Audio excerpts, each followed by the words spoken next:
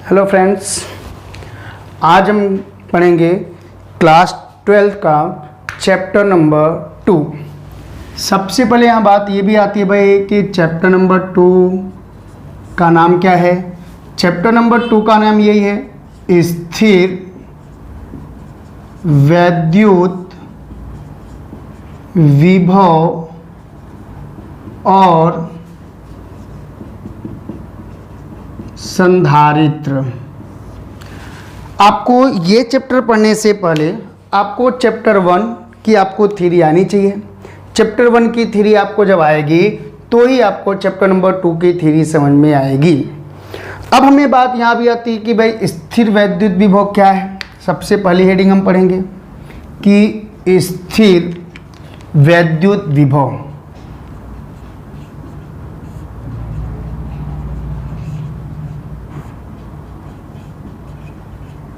आपको मैं बता दूं कि स्थिर वैद्युत विभव को हम V से दर्शाते हैं। V बराबर आपका फॉर्मूला होता है -W/Q0। बात यहाँ थी भाई कि W क्या है, Q0 क्या है। W माने पढ़े हो कार्य है और Q0 को हम कहते हैं परीक्षण आवेश। यहाँ सबसे पहले बात आती है भाई वैद्युत विभव की परिभाषा कैसे दोगे। मतलब विभव V बराबर होता है W/Q0, माने कार्य और आवेश के अनुपात को हम वैद्युत विभव कहेंगे। लेकिन आपको ऐसे देना नहीं, आपको थोड़ा सा बड़ा करके देना है।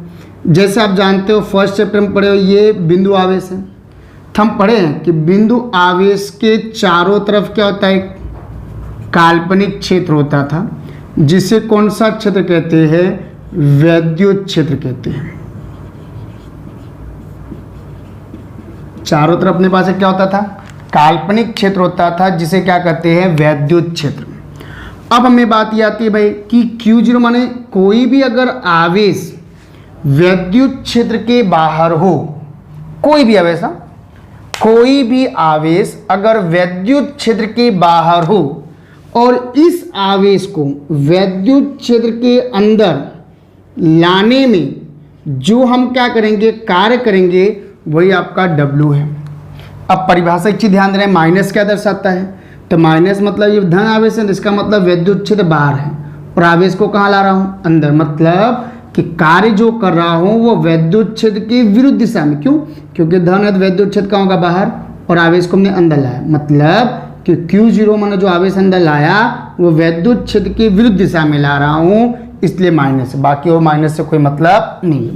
परिभाषा आपको देना था, आप ऐसे दे सकते हो कि किसी परीक्षण आवेश को अनंत से वैद्युत क्षेत्र के अंदर लाने में किए गए कार्य के ऋणात्मक मान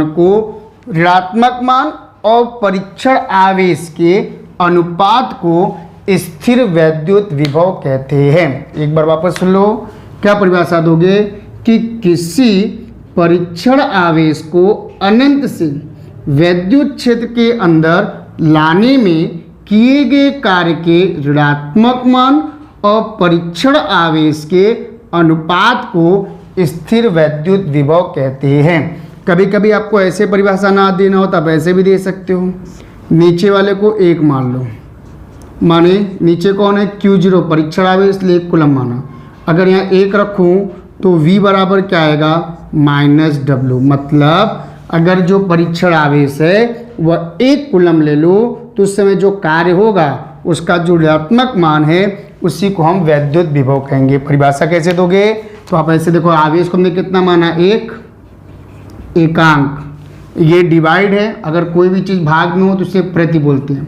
माने परिभाषा वैसे दे सकते हो कि प्रति एकांक आवेश को अनंत से वैद्युत क्षेत्र के अंदर लाने में किए गए कार्य के ऋणात्मक मान को वैद्युत विभव कहते हैं। एक बार वापस सुन लो, क्या परिभाषा दे रहा कि भाई V बराबर W/Q जो होता है, नीचे वाले को हमने 1 माना। परिभाषा दोगे कि प्रति एकांक आवेश को अनंत से वैद्युत क्षेत्र के अंदर लाने में किए गए कार्य के ऋणात्मक मान को वैद्युत विभव कहते हैं।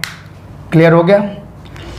दोनों परिभाषा 2 तरीके दे सकते हो, ये भी दे सकते हो और ये भी दे सकते हो। इसकी परिभाषा इसके अनुसार देना क्या दोगे, परीक्षण आवेश को अनंत से विद्युत क्षेत्र के अंदर लाने में किए गए कार्य के ऋणात्मक मान और परीक्षण आवेश के अनुपात को, क्योंकि अनुपात है बटे अनुपात बोला, कि परीक्षण आवेश को अनंत से विद्युत क्षेत्र के अंदर लाने में किए गए कार्य के ऋणात्मक मान और परीक्षण आवेश के अनुपात को विद्युत विभव कहते हैं। ऐसे दे सकते हो कि प्रति एकांक आवेश को अनंत से विद्युत क्षेत्र के अंदर लाने में किए गए कार्य के ऋणात्मक मान को विद्युत विभव कहते हैं। आप दोनों में से कोई भी परिभाषा दे सकते हो। इसका अगर मात्रक पूछा जाए तो ध्यान देना, V बराबर होता है W/Q0।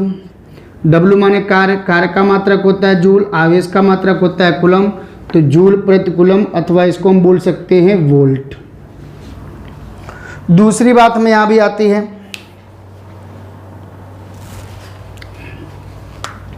कि अगर इसकी बीमा पूछ ली जाए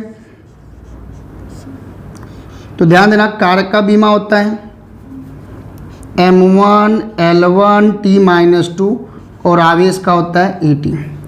ऊपर जाएगा तो लिख सकते हो M1 L2 T-2, ऊपर जाएगा -3 A-1। ये आपका आ गया बीमा।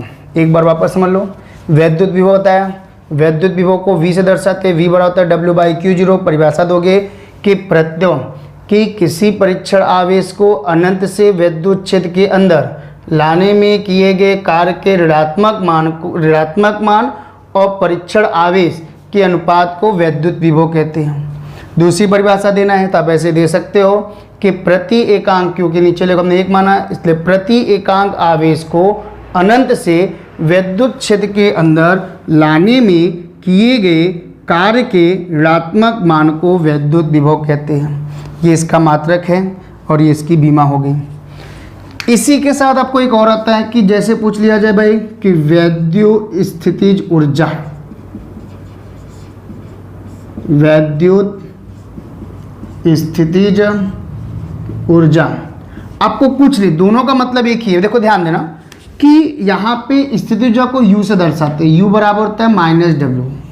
मतलब यहाँ पे देखो हमने परीक्षण आवेश जितना भी था सबका हमने भाग कर दिया। भाग करने मतलब इससे हमसे कोई मतलब नहीं, मैंने भाग करने मतलब कट जाएगा। ये कटने का मतलब है कि विभव जो है वह परीक्षण आवेश पर डिपेंड नहीं करता, लेकिन स्थितिज ऊर्जा जो है वह परीक्षण आवेश पर डिपेंड करेगा, इसलिए उसको हम प्रति नहीं मान सकते। तो यहाँ परिभाषा देना पैसे दोगे कि किसी आवेश को अनंत से विद्युत क्षेत्र के अंदर लाने में किए गए कार्य के ऋणात्मक मान को स्थितिज ऊर्जा कहते हैं। मतलब परीक्षण आवेश पर डिपेंड किया, इसलिए जितना आवेश का ज़्यादा होगा उतना इसकी स्थितिज ऊर्जा भी ज़्यादा होगी, क्योंकि हमने भाग नहीं किया। भाग ना करने मतलब कटेगा नहीं। मतलब वापस समझ लो, परिभाषा दोगे कि किसी परीक्षण आवेश को अनंत से विद्युत क्षेत्र के अंदर लाने में किए गए कार्य के ऋणात्मक मान को विद्युत स्थितिज ऊर्जा कहते हैं। इसका अगर मात्रक पूछा जाए तो भाई कार्य का मात्रक होता है जूल, और अगर बीमा पूछी जाए तो बीमा होता है साहब, कार्य की बीमा होती है M1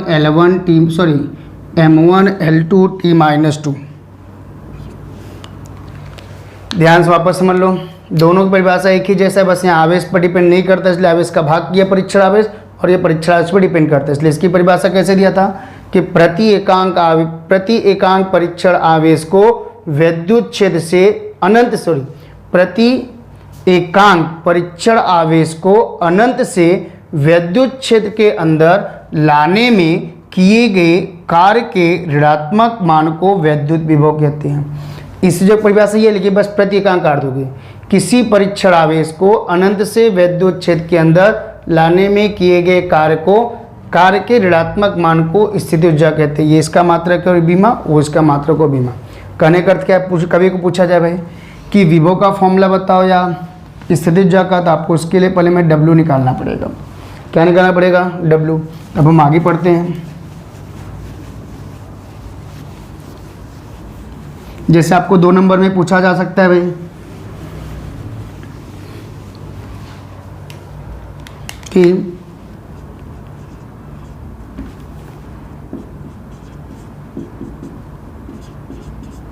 बिंदु आवेश के कारण उत्पन्न वैद्युत विभव या स्थितिज ऊर्जा, दोनों पूछ सकते हैं, कोई भी मैं बता दूंगा आपको कब कहाँ चेंज करना है। देखो, बिंदु आवेश के कारण उत्पन्न वैद्युत विभव, हमने आपको बताया कि अगर हमें विभव निकालना हो तो V बराबर होता है -W/Q0। कुल मिला के W आ जाए तो आराम से Q आ जाएगा। W का फॉर्मूला याद है, अपनी 11th में पढ़े हो, vector F dot vector dr। कुल मिला के पहले F निकाल लो तो आराम से आ जाएगा। अब ध्यान दो, बिंदु आवेश के कारण उत्पन्न वैद्युत क्षेत्र, जैसे मान लो हमने ये बिंदु आवेश लिया, अब इस बिंदु आवेश के चारों तरफ क्या मानोगे, काल्पनिक वैद्युत क्षेत्र मान लिया भाई, कि होता ही है वैद्युत क्षेत्र। अब हमने बोला कि कोई भी जैसे परीक्षण आवेश था, क्योंकि W चाहिए, विभव की परिभाषा था अनंत से वैद्युत, किसी परीक्षण आवेश को अनंत से वैद्युत क्षेत्र के अंदर लाए, पहले परीक्षण आवेश की बात करेंगे। तो हमने मान लो कि माना कि ये बिंदु आवेश है, इसके चारों तरफ क्या उत्पन्न होता है, वैद्युत क्षेत्र। अब मान लो कि इस परीक्षण आवेश को अनंत से वैद्युत क्षेत्र के अंदर बिंदु P पर ला के रखा। अब बिंदु P पर ला के रखा तो जिसकी यहाँ से तक की दूरी क्या मानोगे, R।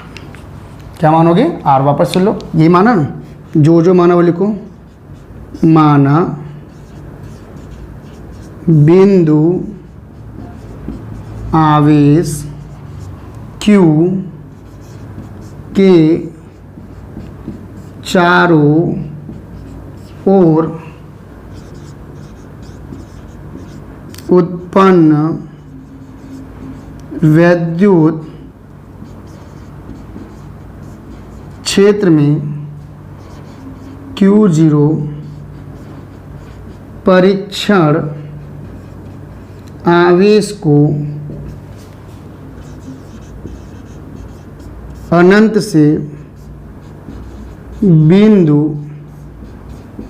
P पर लाकर रखा है, जिसकी बिंदु आवेश Q से दूरी R है। हमने बोला ना, मान लो ये बिंदु आवेश था, इसके चारों तरफ एक काल्पनिक वैद्युत क्षेत्र है, जिसमें किसी परीक्षण आवेश को अनंत से वैद्युत क्षेत्र के अंदर बिंदु P पर रखा, जिसकी दूरी कितनी है, R है। अब हमें क्या चाहिए भाई, विभव चाहिए, तो विभव से पहले कार्य निकालना पड़ेगा। कार्य से पहले क्या निकालना पड़ेगा, F। F माने क्या है, वैद्युत बल। बात अब यहाँ आती है भाई कि वैद्युत बल कैसे निकालोगे, हम पढ़े हो ना वैद्युत बल का फॉर्मूला, 1st चैप्टर में था, F बराबर 1/4πε0 Q1 Q2/R²। अगर सदिश स्वरूप में लो तो यहाँ पे क्या लिखोगे, R के। Q1 माने पहला आवेश, Q2 माने दूसरा आवेश, R माने दोनों के बीच की दूरी। तब हम आराम से निकाल सकते हैं। तो यहाँ लिखेंगे पहले, अतः Q0 परीक्षण आवेश पर लगने वाला वैद्युत बल। वैद्युत बल निकालो तो F बराबर क्या होगा, 1/F बराबर 1/4πε0। इसकी जगह हम स्मॉल k भी लिख सकते हैं। Q1 माने पहला आवेश, Q2 माने दूसरा आवेश। यहाँ क्या रखा था, Q0 इसको उठा के लाया, तो पहला आवेश कौन है, Q, दूसरा आवेश Q0/R²। सदिश स्वरूप इसलिए R कैप लिखा। भाई बल आ गया, तो बल आ जाए तो कार्य निकाल लो।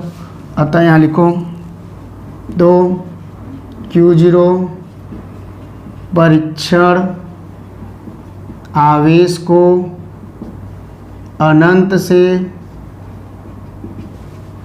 वैद्युत क्षेत्र में लाने में किया गया कार्य। अगर हमें किया गया कार्य निकालना हो, तो dW बराबर हम लिख सकते हैं integration vector F dot vector dr। अब यहाँ पे मैं लिमिट की बात हम जरूर करते हैं, क्योंकि इंटीग्रेशन हो तो लिमिट लगेगा। लिमिट कैसे लगाओगे, यहाँ पे जो लगता है उसको upper limit, sorry lower limit, और ऊपर जो लगता है उसे अपर लिमिट। अब कैसे लगाओगे, तो हमने लिखा था कि आवेश को कहाँ से ला रहा था, अनंत से। अनंत माने में दूरी कहाँ है पता नहीं, इसलिए इनफाइनाइट ला के रखा कहाँ पे, बिंदु पी पे, जिसकी दूरी कितनी है आर, इसलिए लोअर लिमिट क्या हो जाएगा इनफाइनाइट, अपर लिमिट क्या हो जाएगा आर। अब हम एफ की कीमत रख दो, एफ की कीमत कितनी है वो रख देते हैं 1/4πε0 Q0 upon r square r cap. एक बात और आती है कि यहाँ पे आर एफ की कीमत आर कैप में रखेंगे तो डी आर की वैल्यू भी आर कैप में रखेंगे। ये हम 11th में पढ़े हैं कि आर कैप बराबर होता है वेक्टर आर अपॉन आर। अगर थोड़ा सा हो तो डी आर बोलोगे, यहाँ डी क्यों नहीं लिखा, क्योंकि ये एकांक सदिश है और एकांक सदिश में कभी डी नहीं लग सकता क्योंकि वो इकाई मान है। हाँ ये ना पता तो ये पढ़ो ना आपको, ए कैप बराबर वेक्टर ए अपॉन ए, वही लाया है। अब यहाँ से अगर हम डी आर निकालें तो क्या आ जाएगा आर कैप डी आर, यही मान यहाँ रखो, ये आगे लिख देता हूँ वेक्टर डी आर बराबर आर कैप डी आर। अगर रखें यहाँ पे तो dot r cap d r. हम रूल के अकॉर्डिंग जानते हैं कि r cap dot r cap की वैल्यू होती है 1। नहीं पता हो तो 11th में पढ़ो, जैसे I dot I, J dot J या के डॉट के, माने समान सदिश हो तो उनका डॉट गुणनफल हमेशा 1 होता है। अब यही कीमत यहाँ रखा जाए तो W बराबर अपने पास आएगा इनफाइनाइट टू R 1/4πε0 क्या आएगा आर डॉट आर कैप की वैल्यू 1 तो Q0 upon r square into d r. यहाँ पे आर के सापेक्ष समाकलन, इसलिए ये पूरा मान अचल है, ये पूरा आपका अचल है। क्यों, क्योंकि यहाँ किसके सापेक्ष हो रहा है आर के सापेक्ष, तो ये बाहर आ जाएगा तो Q0 अपॉन 4πε0 बाहर 1/इनफाइनाइट टू आर। एक चीज़ और यहाँ बचेगा क्या 1/आर स्क्वायर। 1/आर स्क्वायर का कभी समाकलन नहीं होता, इसलिए इसको कहाँ ले जाएंगे ऊपर, माने ये -2 ऊपर जाएगा, +2 पर जाएगा तो -2। समाकलन का कोई नया रूल नहीं आया, वही है जब भी घात वाले का समाकलन करना हो तो घात में एक जोड़ देते हैं और नीचे वही लिख देते हैं। लिमिट यहाँ इनफाइनाइट से आर। सॉल्व करो तो Q0 अपॉन 4πε0, यहाँ देखो -2 + 1 तो -1, नीचे आ जाएगा -1। यहाँ लिमिट इनफाइनाइट से आर, ये माइनस कहाँ आएगा आगे आ जाएगा, तो -Q0 अपॉन 4πε0 डायरेक्ट लिखना है तो ये माइनस तो आगे आ गया ना। अभी -1 ऊपर है, नीचे लाओ तो क्या ले सकता हूँ डायरेक्ट 1/r। अब चाहो तो हम सॉल्व कर सकते हैं, वापस सुन लो, ये माइनस आगे आया इसलिए माइनस लिखा। अब देखो ये -1 था ना घात, तो जैसे इसको ऊपर ले गया तो -2, तो वैसे -1 है, नीचे लाया तो +1।